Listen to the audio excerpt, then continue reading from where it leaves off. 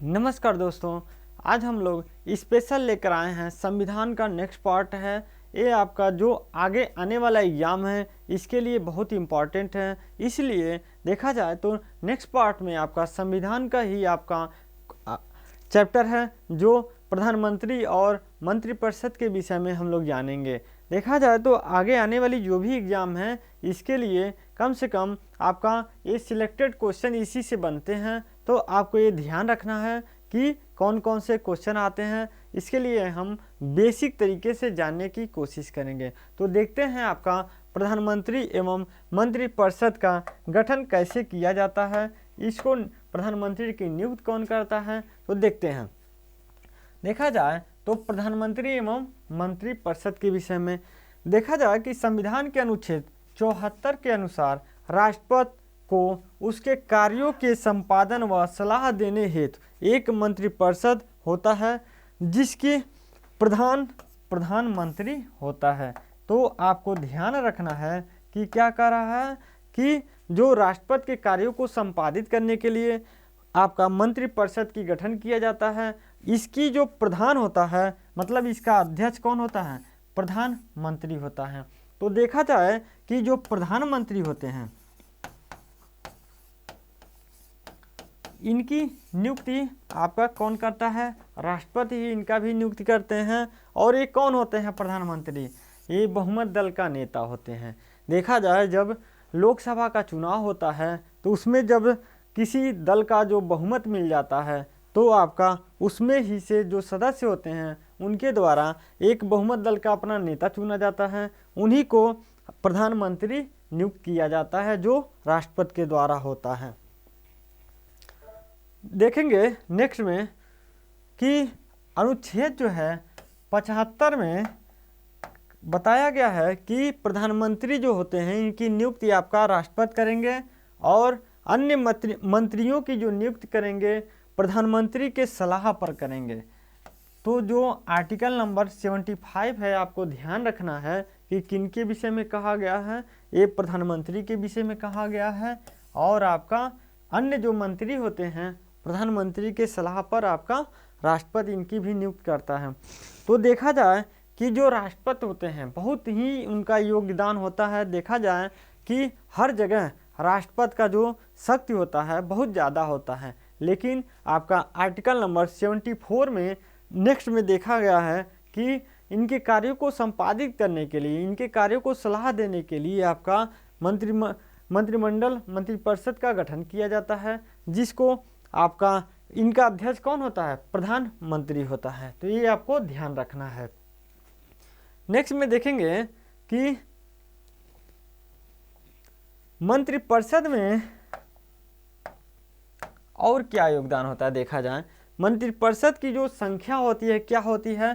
प्रधानमंत्री को शामिल करके आपका लोकसभा के कुल सदस्यों की संख्या से 15% से अधिक नहीं होगा। और आपका ये प्रक्रिया कब बनाई गई थी? ये प्रक्रिया आपका 91वां संविधान संशोधन कब? 2003 में बनाया गया था। मतलब क्या है इसका? मतलब यह है कि जो लोकसभा का अधिकतम संख्या होता है उससे 15% से अधिक की संख्या आपका मंत्रिमंडल का नहीं होगा। जैसे अगर देखा जाए तो 550 अधिकतम होते हैं, तो इसका 15% अगर निकालेंगे आप तो आपका कम से कम ये 83 लगभग में सदस्य आएंगे। तो इससे ज़्यादा का मंत्रिमंडल जो नहीं होगा, क्योंकि देखा जाए कि पहले की जो सरकारें होती थीं वो अपने मन से कितना भी सदस्य मंत्रिमंडल में शामिल कर सकते थे। इसीलिए इस चीज़ को रोकने के लिए इस चीज़ को जोड़ा गया था। ये शब्द याद रखिएगा, ये बहुत ज़्यादा पूछा जाता है आपसे। और आपका ये भी देखना है कि ये संशोधन कब हुआ था? तो 2003 में हुआ था। तो आपको ध्यान रखना है। नेक्स्ट में देखिए, नेक्स्ट दिया हुआ है कि अनुच्छेद 75(2) के अनुसार मंत्री जो होते हैं राष्ट्रपति के प्रसाद पर्यंत पर बने रहेंगे।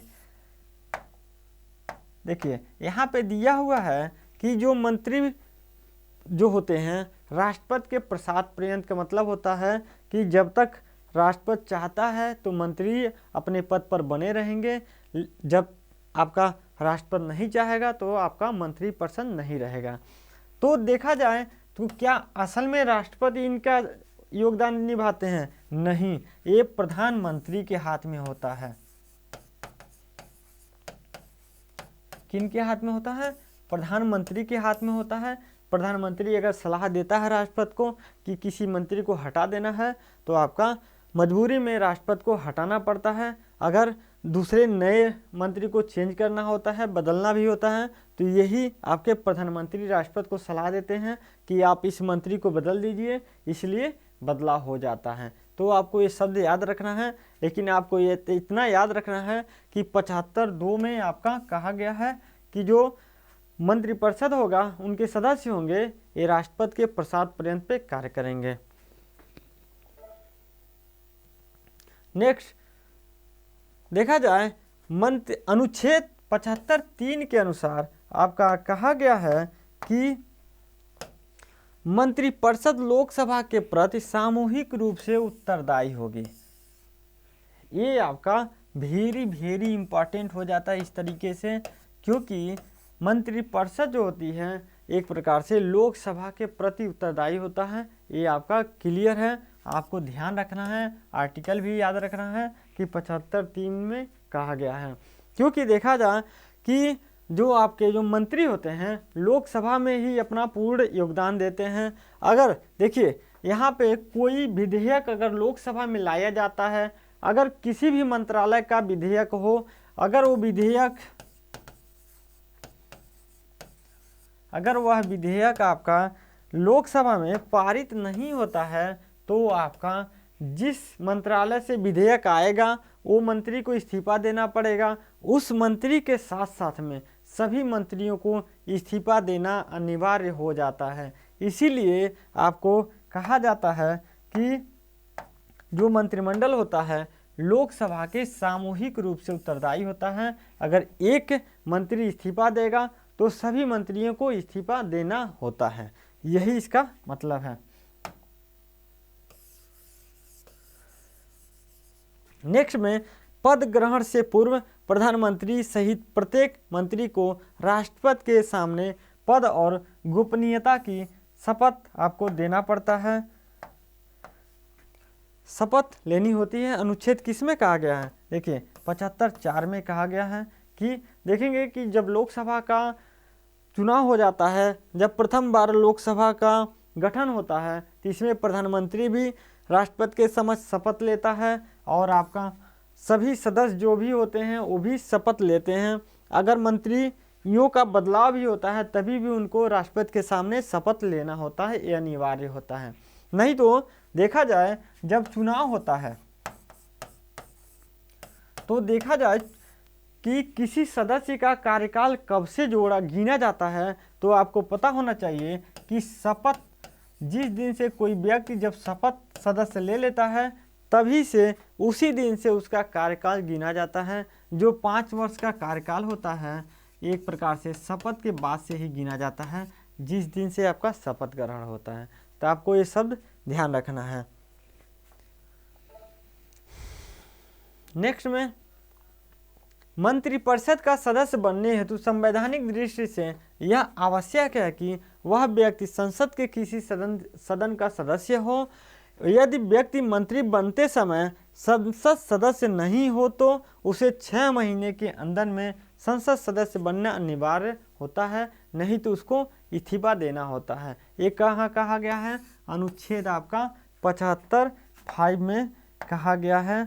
आपको क्या रखना है? मतलब क्या है कि जिसे देखा जाए कि अगर लोकसभा का चुनाव होता है, सपोज कीजिए कि लोकसभा का चुनाव होता है, लोकसभा चुनाव में जो प्रधानमंत्री बनने वाले हैं और उनको एक प्रकार से प्रधानमंत्री बनना हो और वो लोकसभा चुनाव हार गए हों और किसी भी सदन के वो सदस्य ना हो लोकसभा या राज्यसभा के, तो क्या ये प्रधानमंत्री बन सकते हैं? तो हाँ, बन सकते हैं। मतलब अगर पूछा जाए तो क्या ये प्रधानमंत्री बन सकते हैं? तो हाँ, बन सकते हैं, लेकिन एक कंडीशन होता है कि उनको कम से कम 6 महीने के भीतर आपका लोकसभा या राज्यसभा किसी भी सदन का आपको सदस्यता ग्रहण करना होता है, नहीं तो आपको इस पद से इस्तीफा देना होगा। और ये प्रधानमंत्री के लिए ही नहीं है, ये आपका मंत्री के लिए भी है। और एक चीज़ और याद रखिए, यही प्रक्रिया आपका मुख्यमंत्री के लिए भी है। आपका राज्य का जो मंत्री होता है उसके लिए भी यही प्रक्रिया है कि वह व्यक्ति अगर मंत्री बन जाता है, मुख्यमंत्री बन जाता है, तो उसको 6 महीने के भीतर में आपका सदस्यता ग्रहण करना होता है किसी भी सदन का। तो आपको ये शब्द ध्यान रखना है। नेक्स्ट चला जाए, यदि लोकसभा किसी एक मंत्री के विरुद्ध अविश्वास प्रस्ताव पारित करे अथवा उस विभाग से संबंधित विधेयक को रद्द कर दे तो समस्त मंत्रिमंडल को त्याग पत्र देना होता है। देखिए, अभी हम आपको बताए हैं कि जो लोकसभा होता है, जो मंत्रिमंडल होता है, लोकसभा के प्रति सामूहिक रूप से उत्तरदायी होता है। इसी की वजह से सामूहिक रूप से, ये शब्द देखिएगा, सामूहिक रूप से उत्तरदायी, सामूहिक रूप से उत्तरदायी होने की वजह से ही अगर ये आपका लोकसभा में किसी मंत्री के विरुद्ध अविश्वास प्रस्ताव पारित हो जाए या उस विभाग का जो संबंधित विधेयक है, किसी भी मंत्री का विधेयक अगर पारित नहीं होता है तो उसको एक मंत्री के इस्तीफा देने के बाद सभी मंत्रिमंडल को इस्तीफा देना अनिवार्य होता है। इसकी वजह से कि सभी मंत्रिमंडल के सदस्य लोकसभा के प्रति उत्तरदायी होते हैं। ये शब्द आपको याद रखना है और जितना हो सके आप याद रखिए, क्योंकि ये बहुत ज़्यादा पूछा जाता है। ठीक है। और देखा जाए कि आपका नेक्स्ट में है कि मंत्री 3 प्रकार के होते हैं, कैबिनेट मंत्री, राज्य मंत्री और उपमंत्री। एक शब्द देखेंगे आपका, मंत्री 3 प्रकार के होते हैं, कैबिनेट मंत्री, राज्य मंत्री और उपमंत्री। कैबिनेट मंत्री ही अध्यक्ष होते हैं, आपको ध्यान रखना है।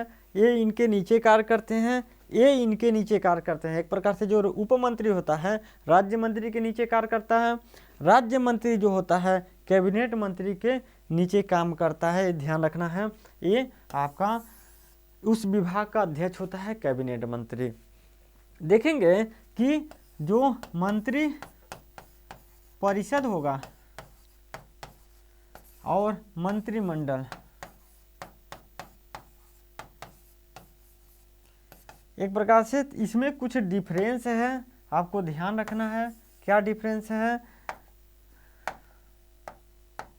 देखिए, मंत्री परिषद में 3 मंत्री आ जाते हैं, पहला, दूसरा और तीसरा। कौन कौन? आपके कैबिनेट मंत्री, राज्य मंत्री, उपमंत्री, तीनों आ जाते हैं किसमें? मंत्री परिषद में। लेकिन मंत्रिमंडल में सिर्फ कैबिनेट मंत्री आते हैं। कभी कभार क्वेश्चन हार्ड करने के लिए, कभी कभार क्वेश्चन को कठिन बनाने के लिए इस तरीके से क्वेश्चन बनता है। आपको ध्यान रखना है, पूछा जाता है कि इसमें डिफरेंस कौन है, इसमें सबसे बड़ी सदन कौन है। तो आपको ध्यान रखना है, मंत्री जो परिषद होता है इसमें सभी लोग आ जाते हैं, लेकिन मंत्रिमंडल में सिर्फ आपका एक और शब्द याद रखना है, प्रधानमंत्री। प्रधानमंत्री इसमें भी हैं, लेकिन इसमें 3 से 4 लोग हैं, इसमें सिर्फ 2 लोग हैं शामिल होते हैं। आपको ये शब्द ध्यान रखना है। नेक्स्ट चलते हैं। देखा जाए, कैबिनेट मंत्री विभाग के अध्यक्ष होते हैं। अभी हम आपको जस्ट ही बताए हैं कि जो कैबिनेट मंत्री होते हैं यही विभाग के अध्यक्ष होते हैं। यही बैठक जो करते हैं, इन्हीं के द्वारा सरकार का जो भी निर्णय होता है इन्हीं के द्वारा लिया जाता है। प्रधानमंत्री एवं कैबिनेट मंत्री को मिलाकर मंत्रिमंडल का निर्माण होता है। अभी आपको बताया गया है कि जो मंत्रिमंडल होता है, मंत्रिमंडल और मंत्रिपरिषद,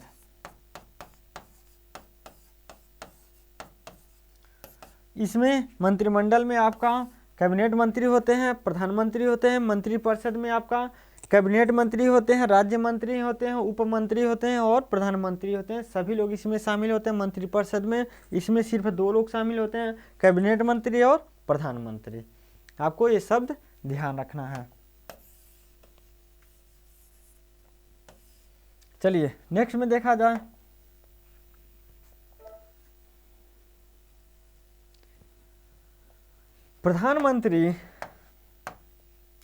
प्रधानमंत्री नीति आयोग के राष्ट्रीय विकास परिषद के, देखिए नीति आयोग आपका राष्ट्रीय विकास परिषद, राष्ट्रीय एकता परिषद और अंतर्राज्यीय परिषद तथा राष्ट्रीय जल संसाधन परिषद का अध्यक्ष होता है। एक चीज कन्फ्यूजन होता है, बहुत ध्यान देने योग्य है, क्योंकि अक्सर क्वेश्चन जो बनते हैं अध्यक्षता के विषय में कि अध्यक्ष कौन होता है, तो हमेशा कौन आता है, ये आपका राष्ट्रपति आते हैं। देखिए यहाँ पे देखा जाए तो हमेशा ये पूछा जाता है कि अध्यक्ष इस विभाग के कौन हैं, तो आपका राष्ट्रपति आते हैं। क्योंकि देखा जाए तीनों सेनाओं के अध्यक्ष कौन, तो आपके राष्ट्रपति। इसी की वजह से इस तरीके से क्वेश्चन हमेशा बन जाता है और लोग कंफ्यूज हो जाते हैं, क्योंकि आपका हमेशा यही दिमाग में आता है कि इस विभाग के अध्यक्ष भी कौन होंगे, राष्ट्रपति होंगे। लेकिन आपको ध्यान रखना है कि कौन होते हैं। तो देखिए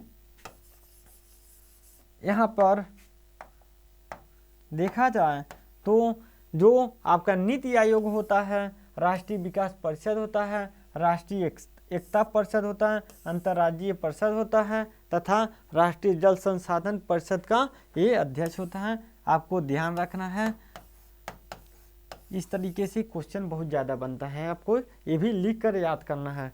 ठीक है, नेक्स्ट चलते हैं। देखिए यहाँ पर दिया हुआ है कि प्रधानमंत्री राष्ट्रपति को विभिन्न अधिकारों जैसे भारत का महान्यायवादी, आपका नीति, भारत का महान्यायवादी, भारत का नियंत्रक और महालेखा परीक्षक, संघ लोक सेवा आयोग का अध्यक्ष एवं उसके सदस्यों का चुनाव आयुक्तों का, वित्त आयोगों का अध्यक्ष एवं उसके सदस्यों का, सभी को आपका नियुक्ति करने में परामर्श देता है।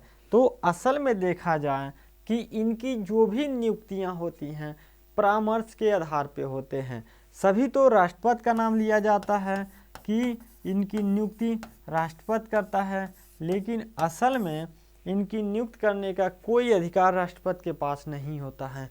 जिन नामों को प्रधानमंत्री पेश कर देता है राष्ट्रपति के पास, उस नामों को आपका पूरा करना पड़ता है, उसी को पारित करना पड़ता है, उसी को चुनना पड़ता है मजबूरी में, क्योंकि उनके पास अपना कोई अधिकार नहीं है। ठीक है, ये ध्यान रखना है। लेकिन ये शब्द याद रखना है, हमेशा इस तरीके से क्वेश्चन हमेशा बनते हैं कि जो चुनाव आयोग के अध्यक्ष होते हैं उनकी नियुक्ति कौन करता है, इनके सदस्यों की जो नियुक्ति कौन करता है। चाहे वित्त आयोग की देखेंगे कि 5 साल में एक बार राष्ट्रपति के द्वारा वित्त आयोग की और उनके अध्यक्ष की भी नियुक्ति करना पड़ता है, उनके सदस्यों की नियुक्ति भी करना पड़ता है। तो आपको इतना याद रखना है कि सभी का नियुक्ति। और एक क्वेश्चन और बनता है, और एक चीज़ आपको ध्यान रखना है कि अगर केंद्र स्तर पे पूछा जाए कि सबसे बड़े पदाधिकारियों की जो नियुक्ति होता है, तो अक्सर आपको राष्ट्रपति का ही नाम आएगा। इन्हीं के द्वारा सभी नियुक्तियां किया जाता है। जैसे अगर हम कहें कि सर्वोच्च न्यायालय के मुख्य न्यायाधीश और अन्य न्यायाधीशों की नियुक्ति कौन करता है, तो आपको राष्ट्रपति को ही लेना है। महान्यायवादी, आपका महालेखा निरीक्षक जो परीक्षक होते हैं, इनकी भी नियुक्ति सभी राष्ट्रपति के द्वारा ही किया जाता है। तो आपको ध्यान रखना है। नेक्स्ट में प्रधानमंत्री जो होता है, प्रधानमंत्री सभी अगर देखा जाए तो जो सभी मंत्री को त्यागपत्र देने अथवा आपका राष्ट्रपति को उसे बर्खास्त करने की सलाह दे सकता है। मतलब क्या हुआ यहाँ पे कि प्रधानमंत्री जो होता है, किसी भी मंत्री को अगर वो बर्खास्त करना हो, नियुक्त करना हो, तो सलाह देकर ही आपका काम करता है। किसी भी मंत्री को त्यागपत्र देने के लिए, बर्खास्त करने के लिए आपका राष्ट्रपति को सलाह दे सकता है। नेक्स्ट, प्रधानमंत्री मंत्रिपरिषद का प्रमुख होता है, अतः जब प्रधानमंत्री त्यागपत्र देता है अथवा उसकी मृत्यु हो जाती है तो अन्य मंत्री कोई भी कार्य नहीं कर सकते हैं। अन्य शब्दों में कहा जाए तो प्रधानमंत्री की मृत्यु अथवा त्यागपत्र से मंत्रिपरिषद स्वयं ही विघटित हो जाती है और एक शून्यता उत्पन्न हो जाता है। तो आपको ये शब्द ध्यान रखना है कि अगर अचानक में प्रधानमंत्री की मृत्यु हो जाती है या वो त्यागपत्र दे देता है तो उस समय स्थिति खराब हो जाती है और सभी मंत्रियों को भी इस्तीफा देना होता है और सरकार क्या होती है, शून्यता में उत्पन्न हो जाती है, सरकार गिर जाती है। आपको ये शब्द ध्यान रखना है। तो आपका वीडियो खत्म होता है। थैंक यू, धन्यवाद। और लाइक करिए, सब्सक्राइब करिए और शेयर करना मत भूलिए।